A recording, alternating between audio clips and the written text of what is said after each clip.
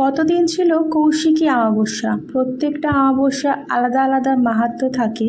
তো কৌশিকী অমাবস্যায় নাকি কথিত আছে তারা মার কাছে ভক্তরা যা মনস্কামনা করে তারা মা নাকি সেই মনস্কামনা পূরণ করে। তো যাই হোক, তারাপীঠে তো আর যেতে পারিনি, বাড়িতেই মা আছে।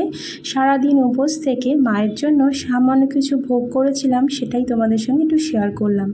আর আজকের দিনে বলে অন্ন ভোগ করতে নেই, তাই জন্য কিছু অন্নের জিনিস করিনি। করে দিয়েছিলাম হচ্ছে সিমুইয়ের পায়েস। যেভাবে আমরা সিমুইয়ের পায়েস করি, দুধ জ্বালিয়ে সিমুইটাকে ভেজে এলাচ তেজপাতা দিয়ে, সেইভাবেই করেছিলাম। আর করেছিলাম আলুর দম, জিরে তেজপাতা শুকনো লঙ্কা সম্বার দিয়ে, আদা জিরে বাটা দিয়ে, ঘি গরম মশলা দিয়ে করেছিলাম। আর হচ্ছে লুচি করেছিলাম।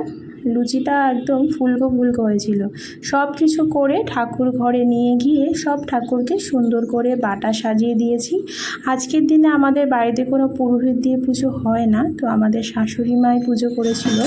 তোমাদের কেমন লাগবে অবশ্যই কিন্তু ছোট্ট একটা কমেন্ট করে জানিও। সবাই খুব ভালো থেকো, ধন্যবাদ।